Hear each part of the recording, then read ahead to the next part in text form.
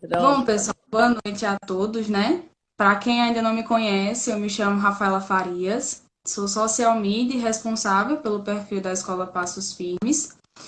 E como vocês já devem ter visto, né, nas nossas divulgações, nas nossas artes, hoje a gente vai ter a participação da doutora Josi Plessis para falar um pouquinho sobre como é que a gente vai equilibrar o nosso emocional diante das atuais demandas, que tem sido realmente um assunto muito pertinente, até porque a gente, nesse distanciamento social, realmente tem sentido um pouquinho mais, né, a pressão, além da pandemia, também a pressão de tantas outras coisas.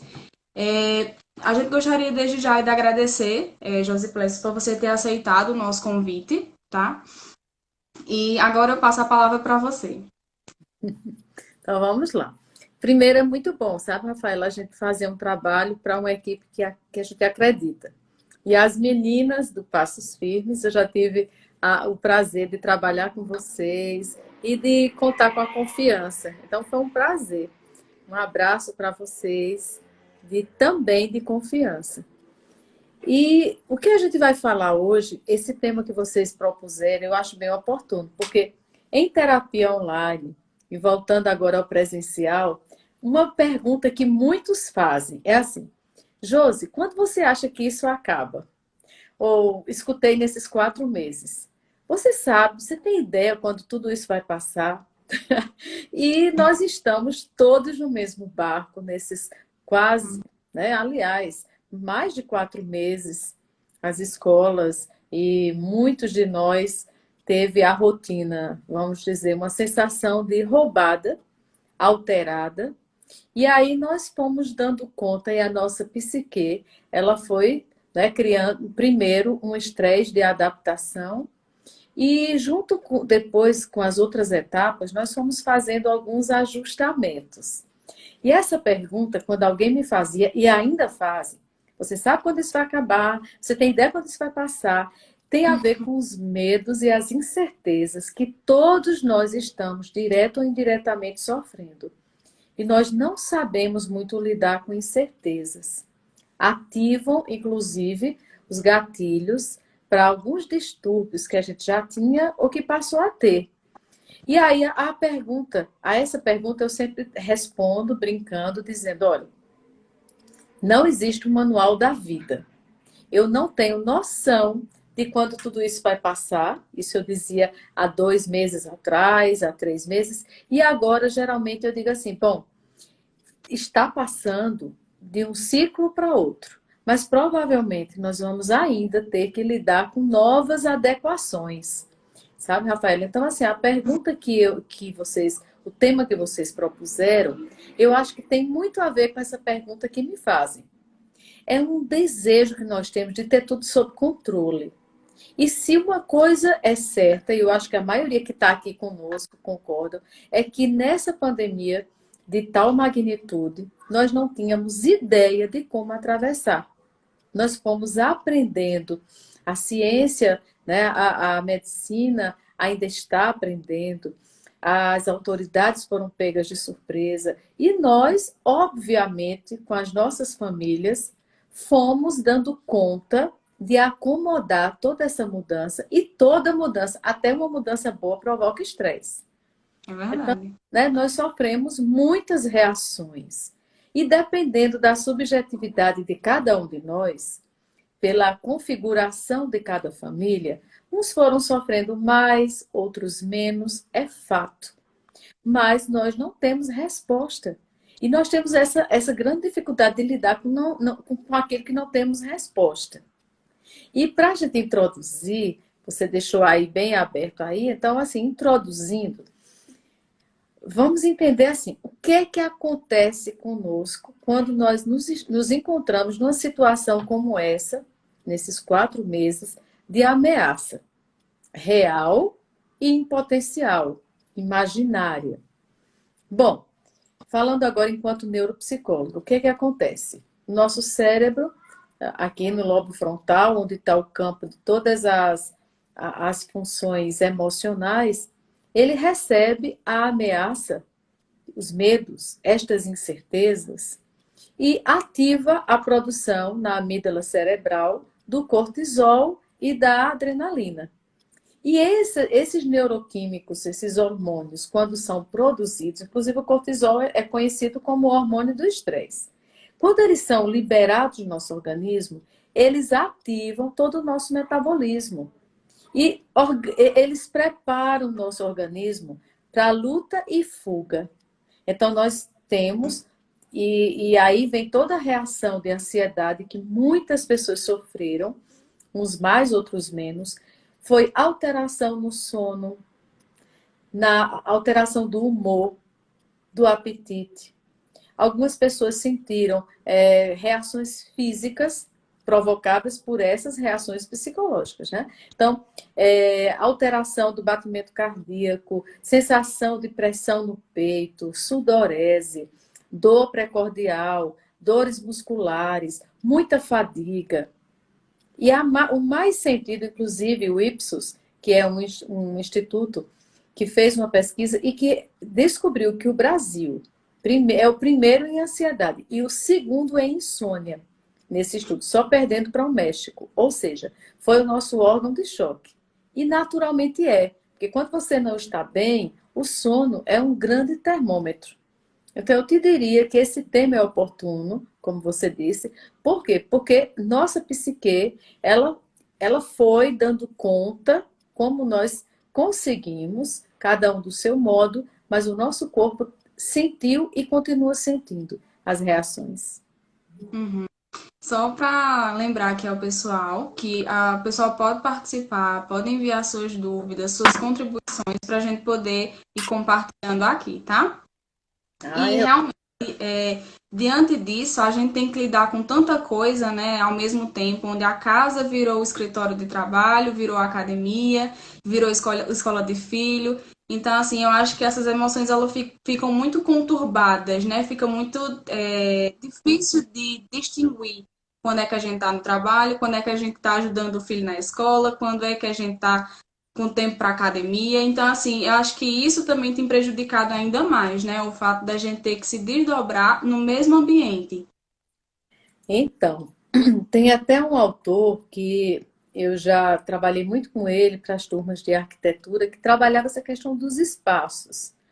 E é interessante que Eduardo Hall, ele falava que nós temos, eu estava até lembrando dele um dia desse, há pouco, que ele falava no espaço proxêmico, nosso espaço de proximidade. E nós, nesse momento, e ele fala que é como se fosse uma bolha, e é como se fosse nosso eu público, nosso eu privado. E a nossa casa, que era o espaço do eu privado, virou o eu público. Porque tudo passou a funcionar nesse espaço. E se nós não permitirmos que muita gente adentrasse nessa bolha, no nosso espaço proxêmico, que é o espaço de proximidade, com essa mudança que acelerou, né? Porque muitas mudanças também vieram para ficar e que foram boas. E que nos tirou de zonas de conforto. E que nos mostrou que nós somos capazes também de nos recriar. Recriar nosso trabalho, recriar nossos modelos de estudo, de família, inclusive, de relacionamento, enfim. A gente vai falar disso depois e as pessoas aí vão concordando ou não. Mas também não só houve essa pandemia que nós estamos ainda atravessando, também não só trouxe perdas. Óbvio, óbvio, muitos lutos, não são números de pessoas mortas, são famílias enlutadas, né? E a gente fala disso com todo respeito, porque foi muito sofrimento, muitas pessoas sofreram economicamente, muitas pessoas perderam o emprego. Então, a gente, quando fala em ressignificar, é olhar para uma situação com uma outra visão. Não quer dizer que a gente subestima ou banaliza a situação. Porém, o que é que nós podemos fazer? Pelo menos cuidar de nós, cuidar da nossa saúde mental, preservar a nossa família e dar conta, como você disse, de toda uma mudança que foi acelerada e que nós não estávamos preparados. Quer um exemplo? Professores que eram tímidos, né? Porque tinha um professor que ele era muito bom na sala de aula, mas ele não gostava, por exemplo, nem de aparecer numa peça na frente. E, de Uhum. repente, ele teve que aparecer numa tela, meio que assim, de repente, tem que virar um youtuber e ter que fazer com que toda aquela turma ali, que também teve que assistir uma aula por uma tela, desse conta de tanta mudança. É um dos exemplos de uma das categorias que assim, a gente tem que tirar o chapéu, que foram os professores. Eles Verdade. abriram o eu privado, a bolha deles, né? Abriram para a escola entrar e eles tiveram que, de repente, ter que se deparar com uma transmissão que não é fácil para todo mundo. E eles tiveram que ainda mais captar a atenção dos alunos por uma tela, usar recursos pedagógicos e conseguir dar conta de conteúdos em tempo recorde, né? Entre muitas outras categorias que se recriaram. Então, a gente pode dizer que essa pandemia trouxe todo esse desgaste, que a gente vai falar hoje da saúde mental nas famílias, mas também trouxe algumas, vamos dizer, alguns aprendizados, que eu digo que a gente aprendeu a aprender e a gente aprendeu a desaprender muita coisa que a gente nem vai precisar mais usar, né? Então, foi um Verdade. ganho dentro de tantas perdas. E muitas pessoas falam, né? Ah, eu quero o meu normal de volta. Sendo que é o tão falado novo normal, né? E assim, esse novo normal tem tanto a nos ensinar, né?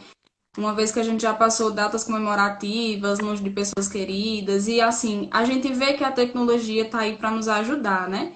No caso dos professores em si, eles têm realmente se desdobrado para poder conseguir conciliar tudo isso, né? E como está sendo maravilhoso esse aprendizado, eu acredito que as pessoas que estão nos assistindo vão concordar ou não sobre isso, mas está sendo um aprendizado muito enriquecedor, tanto para professores, como pais, como alunos. E assim, eu acho que a gente vai conseguir sair disso dando mais valor, né, às nossas coisas, aos nossos ambientes, a quem a gente convive.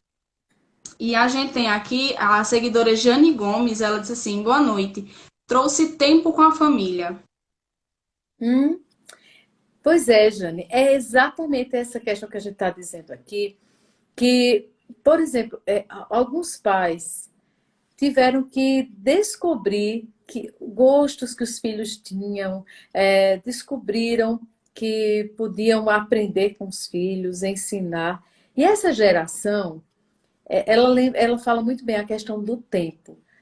A pandemia nos ajudou nas ressignificações, o que são relações.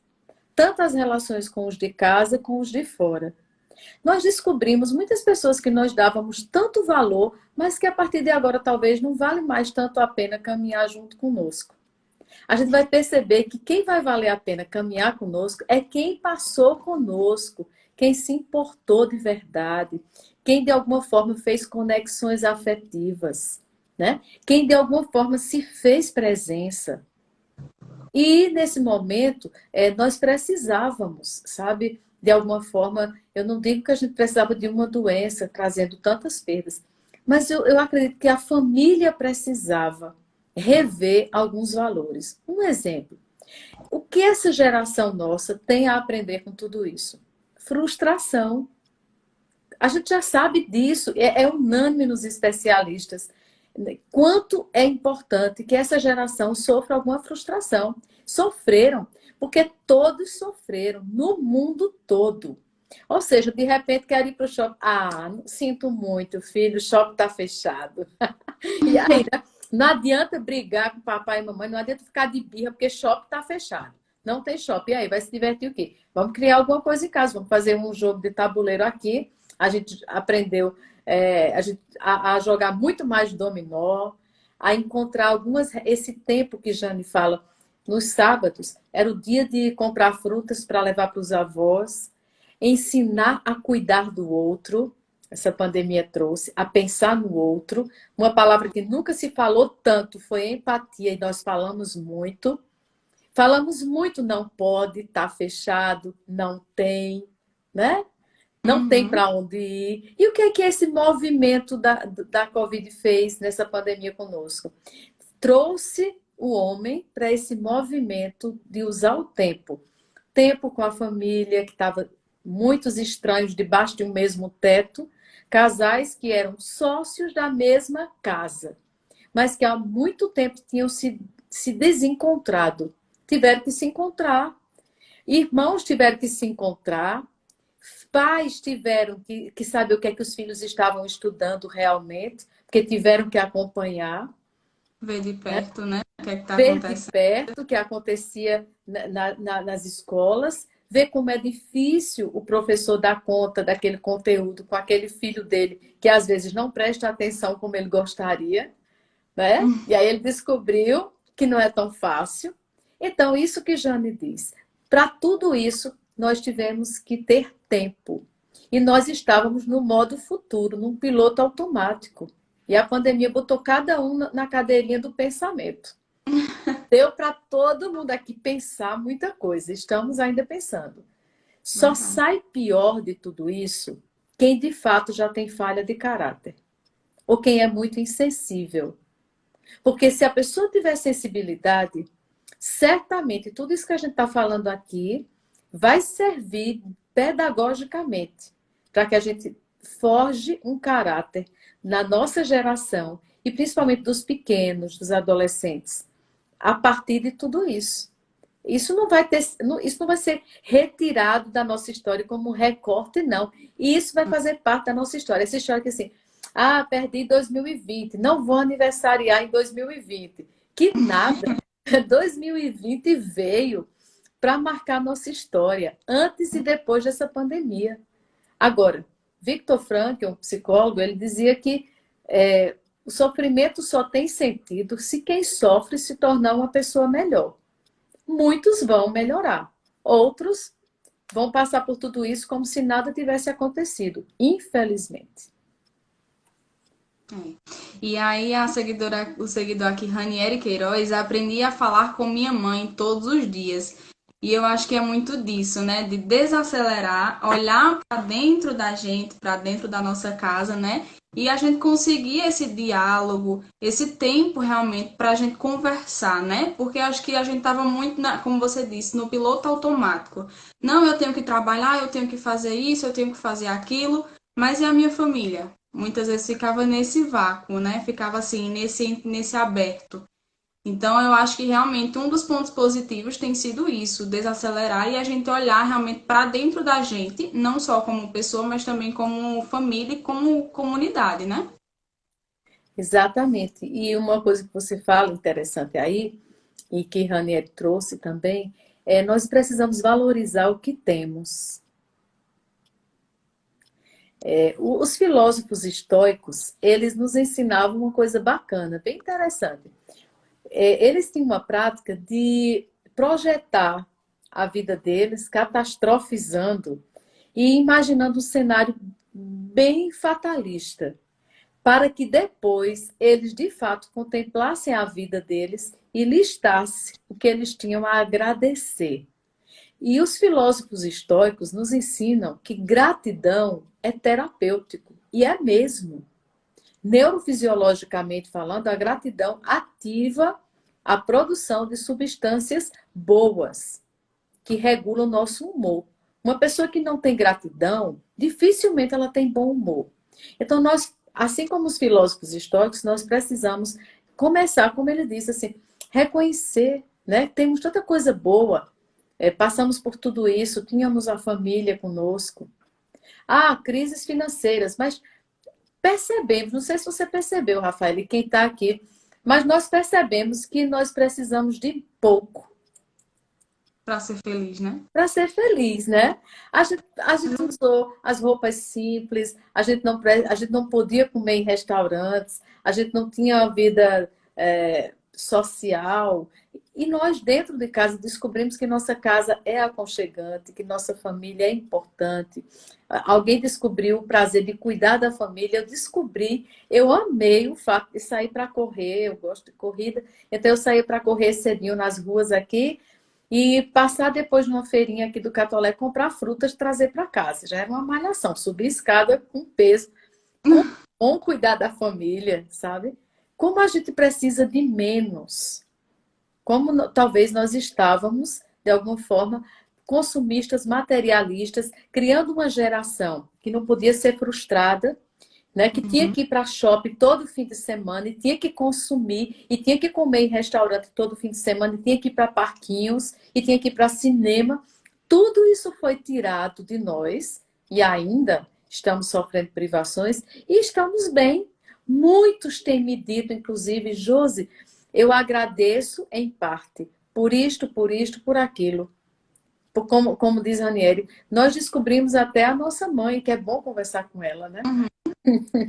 Aí recebemos aqui uma pergunta que é no caso dos filhos que com essa pandemia desenvolveu uma ansiedade extrema, o que fazer para de certa forma acalmá-lo? A pergunta é da seguidora Diana Alice.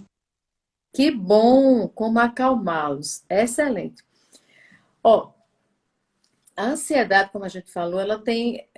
Nós já falamos como funciona, né? Como é que o cérebro produz esses neurotransmissores. Isso é fisiologicamente falando. Agora, o que a gente faz para dispersar a ansiedade que está sendo uma ansiedade agora adaptativa? Porque tem a adaptativa e a patológica. Adaptativa, se alguém nesse momento, inclusive até no Guia de Saúde Mental da OMS, dita isso. Se alguém no meio de uma situação de crise não estiver sentindo nada, é uma exceção. O normal é que cada um que está aqui, eu, você, quem está aqui, o normal é que alguma reação a gente tenha sofrido. Não é possível. Ninguém é de aço inoxidável. E nossos filhos, seja qual for a faixa etária, assim como nós, o que a gente faz com a ansiedade? Primeiro, a gente investiga, a gente faz uma psicoeducação. Qual é o foco? Quais são os gatilhos? O que me preocupa tanto? O que me faz funcionar no modo futuro? Eu sofro por antecipação pelo quê? Então, quando eu identifico esses esquemas de pensamento, aí eu tenho que tentar desativá-los. Como?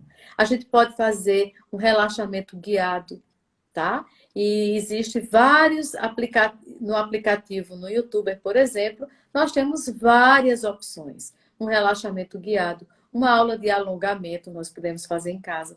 Dispersamos também com respiração diafragmática. Enche bem o abdômen, inspira 5 vezes, profundo e lentamente. Nós podemos também fazer atividade física, que também vai ser um grande auxiliar na produção da endorfina, dopamina, noradrenalina e serotonina, que é exatamente aquilo que vai trazer bem-estar e regular.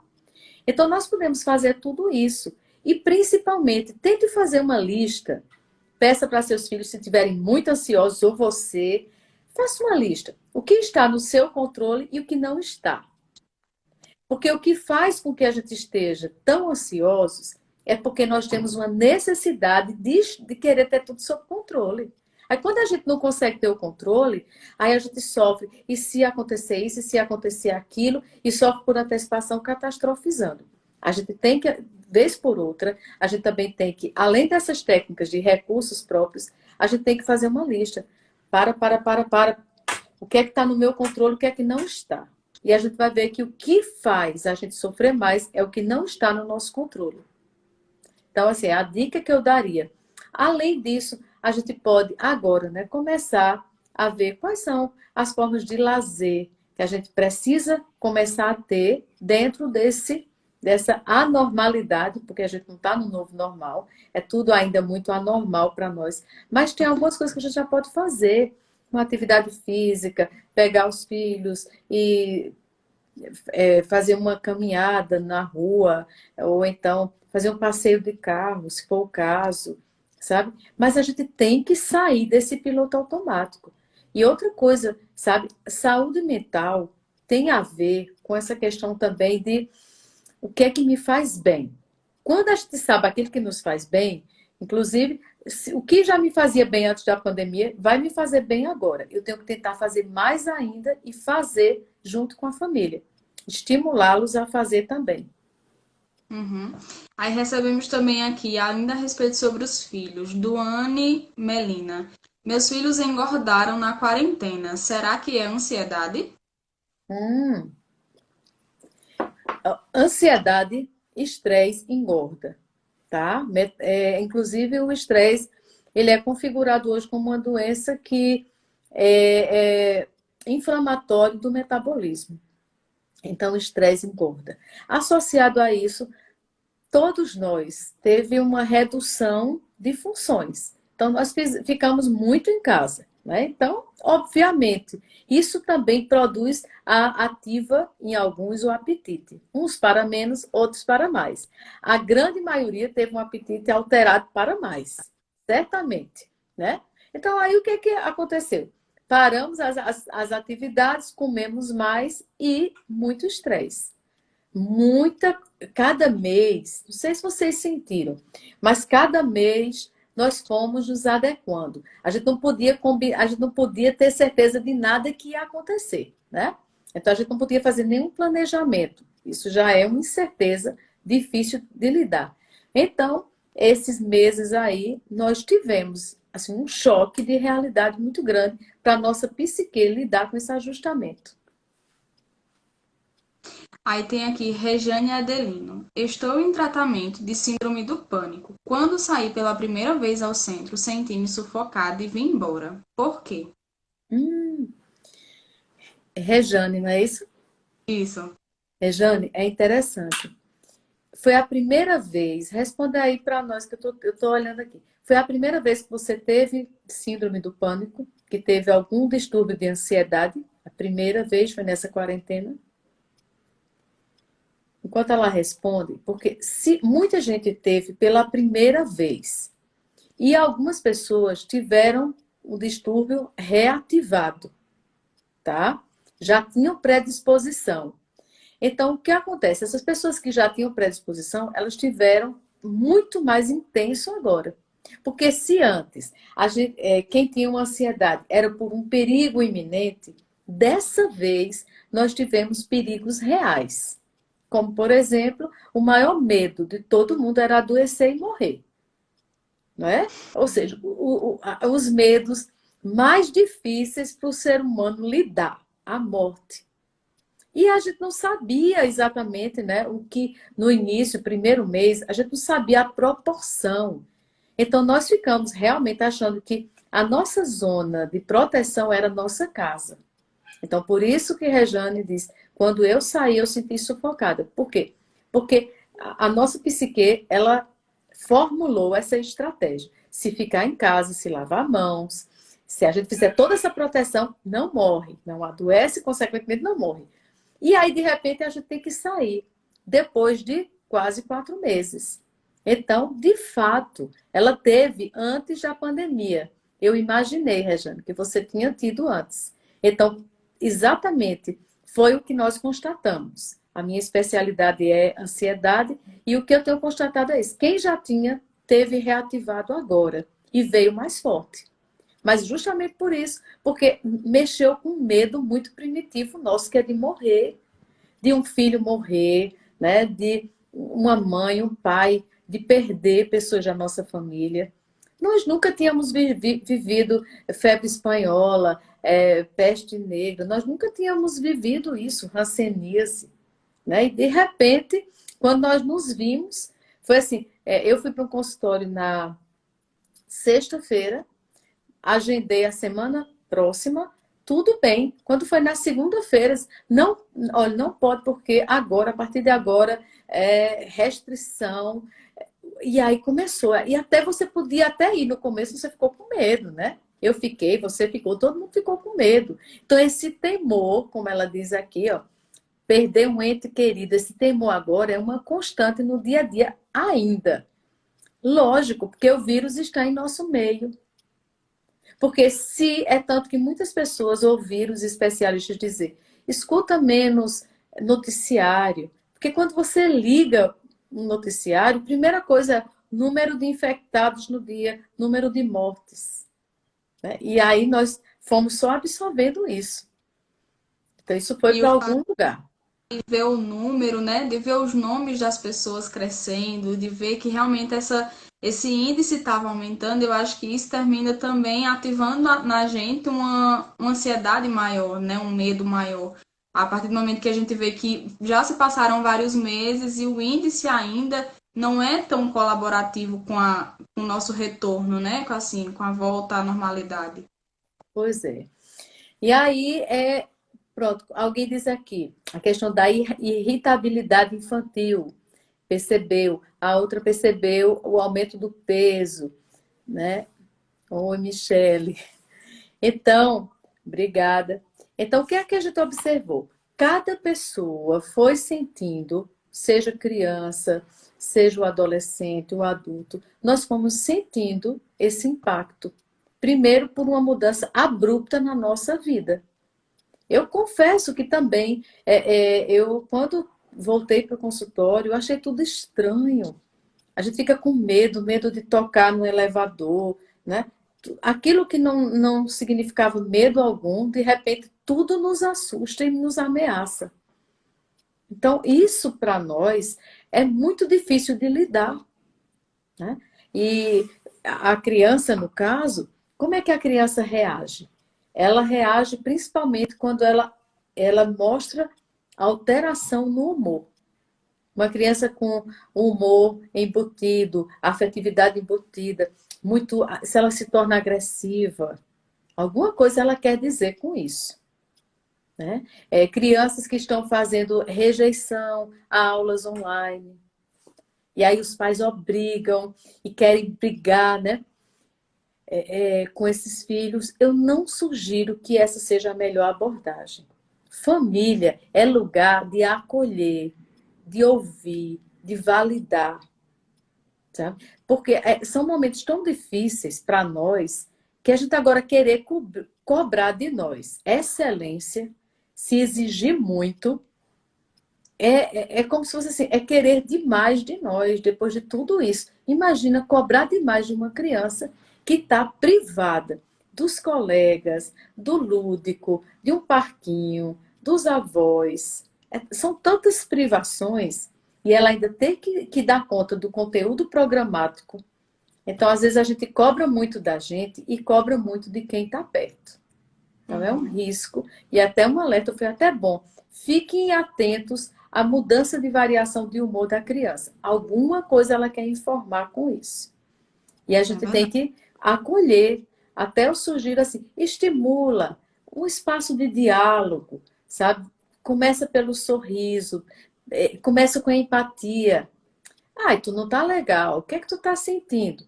Não, você tá muito brabinho. Isso não é você. Isso é alguma coisa que você tá sentindo. Diga para mim. Ó, quando eu tô também chateada, eu fico assim, eu mudo. Você tá diferente que eu lhe conheço. O que que a gente faz para a criança? A gente vai acolhendo, validando a vulnerabilidade dela e dizendo para ela, eu também não tô legal. Diga para mim, sabe? Então, família tem que ser, mais do que nunca, nesse momento, o lugar da validação e do acolhimento. E aí tem aqui a seguidora Kelly, que ela está perguntando quais as estratégias mais eficazes para lidar com o distanciamento daquelas crianças que têm pais separados em virtude dessa pandemia. Hum, Aí, assim, a gente tem, nesses casos aí, os pais, que são os adultos, eles têm que abrir esse diálogo, né? Pensando na saúde mental das crianças. Porque, assim, Rafael, os especialistas falam até que mais do que a gente preocupar-se somente com o vírus, a gente tem que preocupar-se também com a pandemia de adoecimento mental, emocional. E a criança, nesse contexto, ela é vítima do processo. Então, eles têm que achar um jeito, uma estratégia, né? De ver com quem essa criança vai ficar, dividir esse espaço de tempo, e vão ter que oferecer, cada um no seu ambiente, esse acolhimento, essa fala. Essa criança ela tem que se sentir nesse momento. Ela está sem um ambiente aliás, ela só tem um ambiente de casa. Ela perdeu os outros ambientes. Então, nesse momento, quem tem que dar conta dessa resposta são os pais, pensando na saúde mental dessa criança. E E eu deixa eu acho que abrir. também pode falar.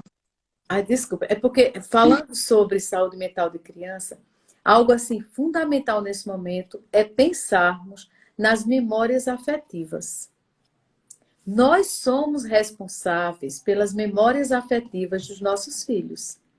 Então, assim, o que é que ela vai levar quando passar essa fase e quando as crianças voltarem para uma escola presencial, por exemplo? O que é que ela vai levar? Não sei quando a gente vai voltar, não sei, não é agora o foco. Mas essa criança vai levar para a escola a violência doméstica que ela viu em casa ou o acolhimento? Os conflitos que, né, já existiam e que ativaram, ou essa criança vai levar muitos aprendizados, ou ela vai levar muitas memórias boas nessa bagagem. Ela vai levar, com certeza ela vai levar. E quem está formando essa bagagem com essa criança somos nós adultos. E é muito também da gente entrar no universo da criança, né? A gente entender o que é que está se passando com ela, se adentrar realmente nisso. E assim, eu acho que deixar um pouco o lado adulto e voltar a ser criança com elas, né? Acho que para as crianças que não têm irmãos na mesma faixa etária, ou não têm irmãos com filhos únicos, eu acho que também tem sofrido muito disso, porque assim, não tem uma criança para brincar da idade dela. Então, assim, eu acho que do adulto em si, eu acho que também tem esse papel da gente também entrar no universo delas. Certamente. É isso que eu digo, é entrar no lúdico, a família, achar um tempinho. Eu sei que todo mundo está com afazeres, né? Agora voltando para o presencial ou híbrido, né? A gente está ainda fazendo muito trabalho remoto e educação remota, mas a gente tem que achar um espaço para jogar um jogo de tabuleiro, para, pelo menos assim, nós criamos em casa que é a sexta-feira do jantar à luz de velas, o sábado de comprar frutas e levar para os avós, ver de longe, mas ver, manter conexões, jogar Uno, jogar dominó, sabe? Mas tem que ter, porque como eu dizia, eles estão sofrendo muitos prejuízos. E uma coisa que é interessante é que é importante a gente ver assim. Eu escutava uma mãe nesses dias que ela estava tão no nível de estresse tóxico, que inclusive, tá? O que Van Hoff é uma psicóloga em Bruxelas, professora, e ela fez um estudo bacana, com 50 mil entrevistados, um estudo, uma pesquisa feita online, respondida de cada 3 entrevistados, um estava no nível de estresse tóxico. É aquele estresse que faz mal para mim e para quem está perto. E essa mãe, ela falava assim para mim, Josi, eu mandei para casa do pai, porque são pais separados, porque eu não estava aguentando. A última foi que eu disse, você tem que ser gente. Como é que você faz isso comigo? Porque ele não estava se concentrando na aula. E aí ela disse, aí depois eu escutei ele falando para a secretária. O menino falando para a secretária, minha vida é uma droga. Como pode ser? Eu faço tudo, tal, tal, tal. E eu conversando com essa amiga, eu até disse, ó, seguinte, primeiro, a vida dele tá uma droga mesmo, né? Tá uma droga porque ele tá longe de todos os amigos, longe dos parentes, perdeu o espaço do ambiente da escola, e talvez essa não é a melhor abordagem, querer agora bancar uma de mãe narcisista. Oh, como você faz isso comigo? É com ele também que ele não está bem. Né? E aí ela disse, Josi, eu vi sofrimento no olho dele. Eu disse, pois é, a gente está pensando que só a gente que está sofrendo, porque eles são crianças, é como você diz, cada um na sua faixa etária. Ninguém nos preparou para isso. Ninguém nos. Estamos aprendendo, lidando com muita novidade que vai forjar nosso caráter, mas isso está tendo um custo. A nossa psique e o nosso metabolismo está dando esses sinais, né? Às vezes nós estamos numa hiperatividade, tem dia que nós estamos querendo fazer tudo ao mesmo tempo. Não sei vocês, mas tem dia que bate uma apatia. Meu Deus, de novo. Ai, eu acho que eu já vi esse filme. Pouca coisa muda, né? Tudo muito dentro de casa. E a gente fala, ai, não acredito, fazer a mesma rotina. Isso cansa. Nós estamos fadigados. Isso vai gerando anedonia, que é a ausência de prazer, né? Isso pode nos levar até um estado depressivo, não só ansioso, não só estressado, né? E aí cada faixa etária está encontrando o escape que consegue. Então, tem alguns adolescentes que eu escuto que estão assim jogando loucamente no videogame, porque não está encontrando outro espaço. E às vezes a família também está todo mundo em casa muito ocupados também nessa pandemia, né? E agora mais ainda.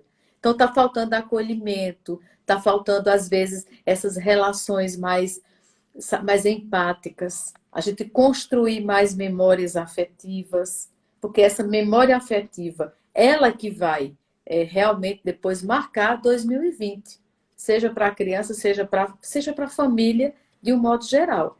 Então, esse alerta que eu quero dizer para nós, né? Desafeto gera desafeto. Pais ansiosos, filhos ansiosos, pais muito estressados, família de estressados. Nós somos o termômetro da nossa casa. E os filhos terminam se tornando o reflexo, né? Eu acho que vai muito disso. O pai e a mãe se tornam muito exemplos para eles. E acho que é bem complicada essa relação, né? Assim, de ansiedade e estresse de pais e filhos numa família é bem difícil. E aí a gente recebeu aqui a pergunta de Mariana Nonato, que é: considerando que somos sujeitos sociais, vivenciando de maneira atípica este momento de distanciamento social, que estratégias o professor pode adotar para manter as relações de afetividade? Interessante. Ó, eu posso dizer que o professor pode fazer assim, tentar observar. Não é fácil, porque isso até causa fadiga. Tem até um psicólogo na Nova Zelândia que estudou isso, Ronald Fisher, que ele diz que esse excesso de rostinhos numa tela, a gente não ter aquela expressão corporal, a brincadeira, né? Isso nos cansa. Muitas horas em frente a uma tela nos cansa. A gente se sentir encarado pelo outro, principalmente o adolescente, também não é confortável. E isso tem causado uma fadiga mental. Mas voltando à pergunta dela, Rafaela, ela pergunta exatamente, volta um pouquinho aí, por favor. Quais estratégias o professor pode adotar para manter as relações de afetividade? Então, o professor também está cansado, mas dentro desse possível, desse universo impessoal, mas que a gente é o que nós temos para agora, tentar observar aquele aluno que está muito calado ou que está muito apático. Se ele puder, se ele tiver acesso, ou ele pedir na aula mesmo, olha, fica mais um pouquinho, tá tudo bem, tá tudo legal com você. Ou até se ele tiver mais, se for uma turma menor e ele tiver esse acesso, manda uma mensagem. Olha, faz tantas aulas que eu estou observando, você é muito distante, você não é assim. Está acontecendo alguma coisa, eu posso lhe ajudar? O que o professor pode fazer é ser um elo, às vezes até para a família, né? Ou dizer para alguém na escola fazer essa mediação. Mas acho que o professor, ele para isso, ele realmente ele tem que ter uma sensibilidade, uma percepção, porque também, se já é difícil numa sala com muitos, imagina agora pela tela. É que o professor já está dando nó em pingo d'água, né? Mas se ele for muito perspicaz, ele ainda pode fazer isso. É usar os meios tecnológicos para tentar essa mediação. E aí você tinha falado também em questão de cobrança, né? A gente está se cobrando demais. E eu tenho percebido que muitas pessoas têm se cobrado de serem super produtivos. Ah, porque eu estou em casa, eu tenho que ver cursos, eu tenho que me aprimorar, eu tenho que fazer isso, eu tenho que fazer aquilo, mas acho que chega um ponto que a gente também tem que desacelerar, mesmo em meio à pandemia, né? Pois é, a gente precisa da hora do nada. Até nosso cérebro, ele precisa dessa hora do nada. Porque é muita informação, nós estamos tendo muito ônus e pouco bônus. De fato, eu diria que a gente precisa, primeiro, seja menos exigente, sabe? Acolha suas vulnerabilidades, limitações, falhas.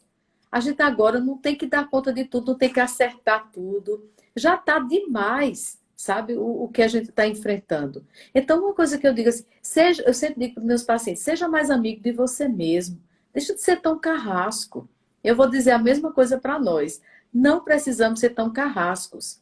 Inclusive, nessa pesquisa de Elke von Hoff, essa psicóloga de Bruxelas, ela percebeu assim que existem 5 elementos para a gente ficar em alerta na nossa saúde mental, tá? Então ela diz que como está a nossa aparência, são 5, preste bem atenção. Se desses 5, 2 desses denominadores aqui, desses indicadores, não estiverem funcionando bem na nossa rotina, nós temos que cuidar melhor de nós. Como é que está a nossa aparência? Se estamos com a aparência afadigada, se o desempenho está baixo, a gente não está conseguindo produzir como a gente gostaria de produzir, tá? Ou no trabalho, ou nos estudos. Também ela pede para a gente ficar em alerta a questão do crescimento cognitivo. Não estou conseguindo ter memória e concentração. Não está fluindo, tá? Depois ela pede para que a gente fique em alerta a questão das emoções. Se eu estou indo da agressividade para a emotividade, de um extremo a outro. E por último, os relacionamentos, é o 5º indicador. Se esse indicador aqui, eu estou querendo ficar muito só, ou estou com medo de ficar só. Se desses 5 indicadores, eu perceber que 2 desses falharam, não estão funcionando, eu tenho que cuidar de mim. Eu não posso ser tão exigente, como você falou. Eu tenho alguma coisa que não está bem comigo. Então, assim, eu acho interessante nós ficarmos em alerta, porque, lógico, esse instrumento, tem muitos instrumentos. Esse é chamado APGAR, que são siglas em inglês, que é um instrumento, assim, ela é pesquisadora, porque ela é especialista em traumas e estresse. Então, eu acho que vale a pena a gente ficar em alerta, esses 5 indicadores. 2 falharem, alguma coisa a gente tem que cuidar e buscar ajuda especializada. Verdade. Deixa eu só ver aqui se nós temos mais alguma pergunta. O pessoal está gostando das dicas. Tem outra pergunta aqui da seguidora Kelly, que é como fica a questão da resiliência sobre a sua ótica, Josi? Bom, nós somos resilientes. Nós somos, né? O que é a resiliência? É a nossa capacidade de adaptar-se, adequar-se. A resiliência é muito comparado, vou usar o bambu. Ele parece frágil porque é oco, mas ele é usado para pescar peixes gigantes. Então, nós somos como um cabo de aço. Agora, também, até um cabo de aço, se você botar peso além do que ele comporta e não der manutenção, ele rompe, tá? Então, acho interessante nós entendermos isso. Nós temos resiliência, estamos usando dela para conseguir dar conta de tudo isso. Agora, nós temos que treinar nossa resiliência. Como? Por exemplo, ter uma rotina mais saudável, ter essa hora do nada. Encontre alguma coisa lúdica que você descubra. Por exemplo, nessa pandemia, descubra, se você já não tem, atividade física diariamente. No dia que eu não corro, eu faço atividade com peso em casa mesmo, por enquanto. Sabe? É uma atitude nossa. Ninguém tem que cuidar de nós. Eu tenho que decidir cuidar de mim. Alimentação mais saudável, procurar ver alguma coisa boa na TV, eliminar telejornais, como alguém disse aí, que 95% eliminou de noticiários. Muito bom. A nossa resiliência, ela é treinada.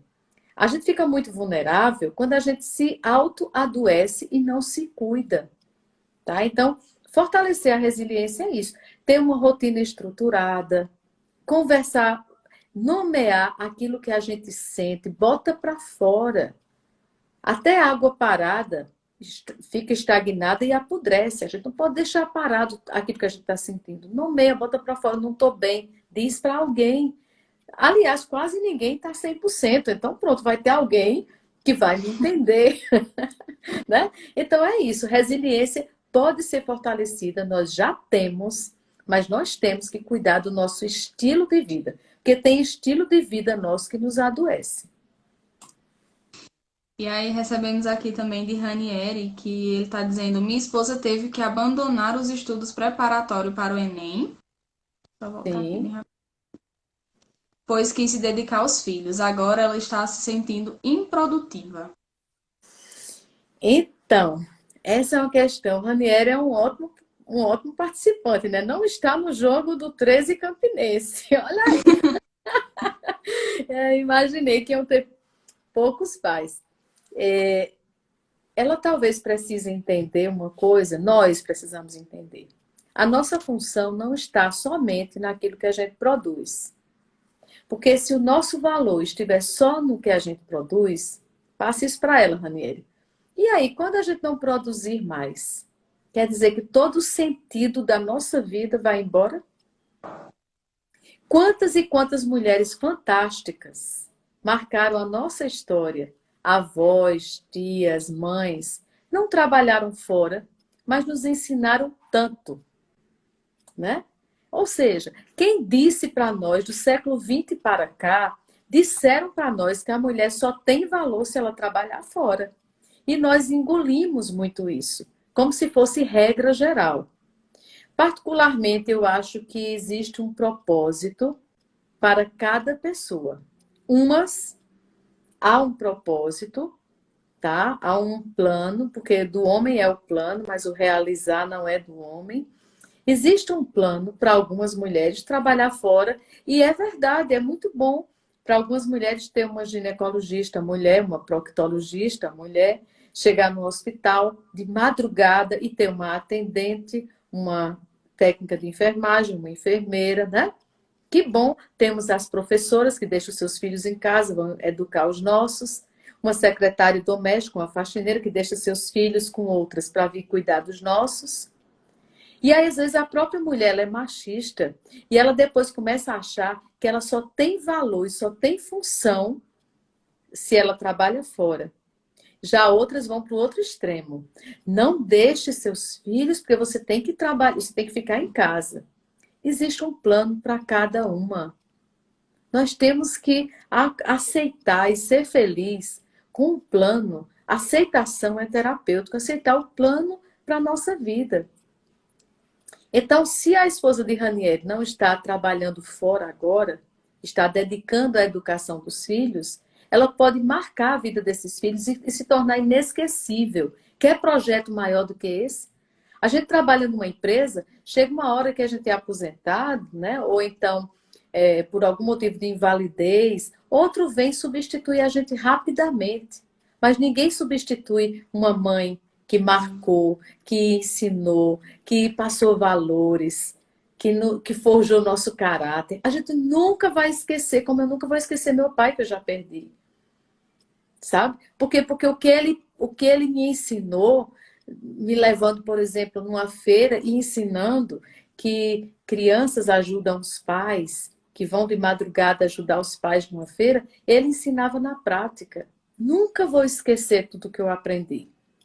Tá? Então, nem todos nós tem que trabalhar fora, e mesmo trabalhando dentro, nós trabalhamos muito, e é uma função muito nobre de impactar e de marcar a nossa família.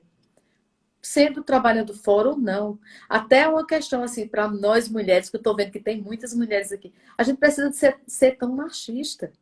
Às vezes a gente critica mulheres porque trabalham fora, né? Cuidado com isso. Ou critica aquelas que não trabalham, que trabalham dentro de casa e trabalham muito. Nós não deveríamos criticar nenhuma nem outra. Há um plano para a vida de cada uma. Vida não se compara. A gente compara marca de carro, marca de produtos, quando vai comprar. Pessoas não se comparam. Então, eu queria aproveitar isso que a Ranieri disse, e diz para ela o quanto ela é importante. Diga para sua esposa o quanto ela é valiosa, preciosa na família. Tá? E não necessariamente se está trabalhando fora ou dentro que nós nos tornamos preciosas. Uhum, concordo. Estamos agora com um pouco menos de 4 minutos para acabar nosso. E aí eu gostaria que você desse a sua última mensagem para a gente poder finalizar. Então, eu queria dizer para nós, enquanto família, enquanto a maioria mulheres aqui, eu queria dizer que a gente comece também se importe com a espiritualidade da nossa casa.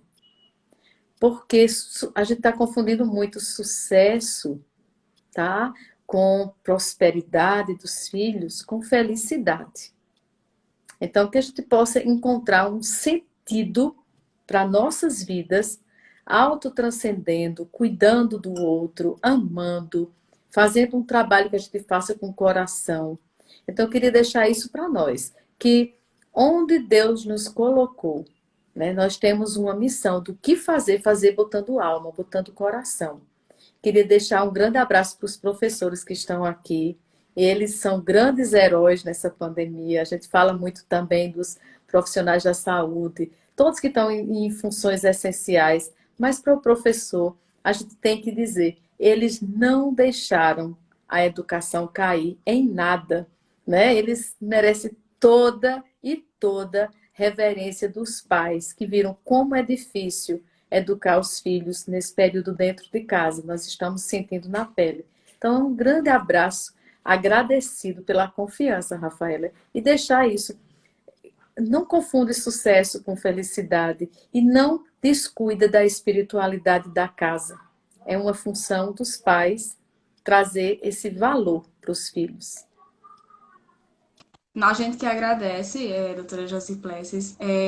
Sem dúvida, essa foi uma live memorável. Eu vi várias pessoas aí dizendo, adorei a reflexão, nossa, já acabou. E realmente foi uma live muito enriquecedora para todos nós, né? Acredito que as pessoas que estão aqui nos ouvindo vão concordar comigo. A gente é que agradece por ter aceitado o nosso convite, por ter dado palavras tão confortantes, né, para a gente, que a gente está precisando realmente. E nosso muito obrigado e nossa gratidão a você. Oh, eu que agradeço a confiança. Um abraço a todos. Muito obrigada pelo carinho. Até uma próxima. Deus quiser.